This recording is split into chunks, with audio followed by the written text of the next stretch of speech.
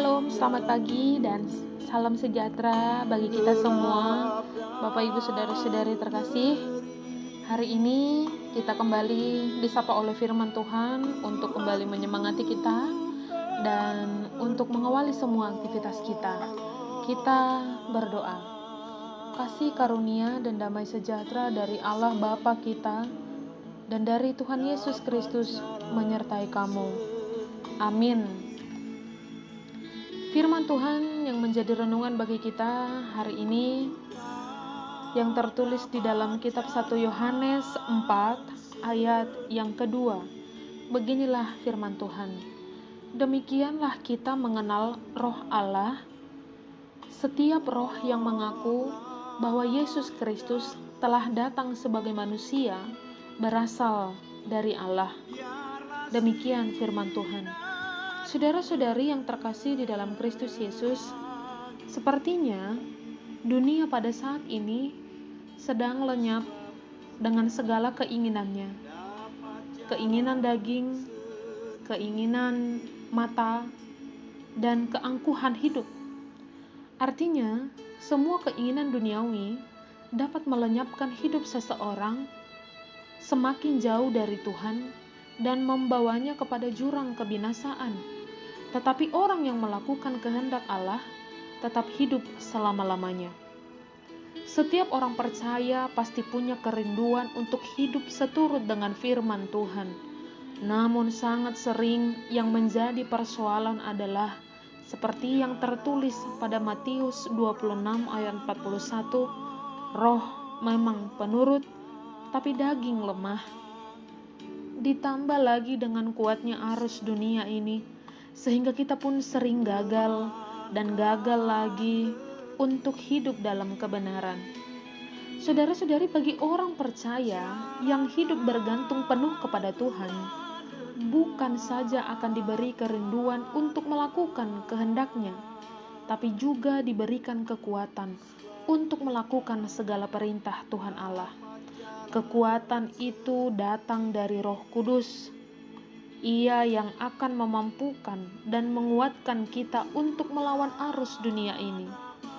Roh yang berasal dari Allah menuntun dan memimpin kita ke dalam seluruh kebenaran.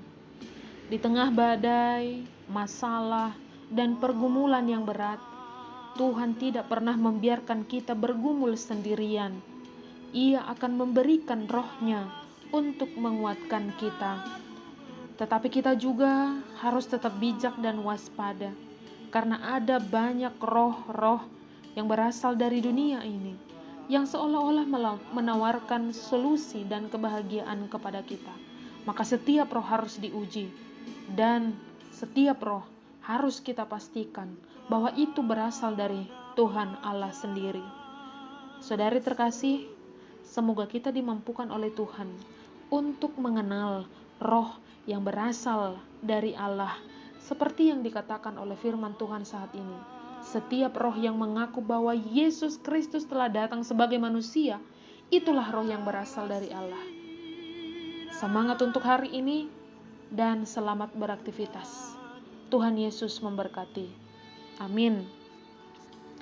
Terima kasih Tuhan untuk firman-Mu hari ini, yang kembali menguatkan kami, kembali menyemangati kami, untuk kami boleh mengenal Engkau dan mengenal roh yang berasal daripada-Mu.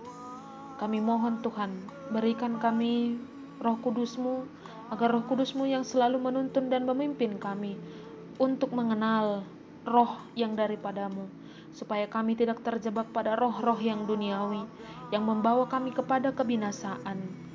Tuhan, seluruh hidup kami serahkan hanya ke dalam tangan-Mu. Terlebih orang-orang yang mendengarkan firman-Mu ini Tuhan. Tuhan yang selalu memimpin kehidupan mereka, menjauhkan segala mara bahaya, yang campur tangan dalam segala aktivitas dan pekerjaan mereka masing-masing. Berkati keluarganya Tuhan, setiap harapan mereka dalam hidupnya, Tuhanlah yang mengabulkan sesuai dengan kehendak-Mu.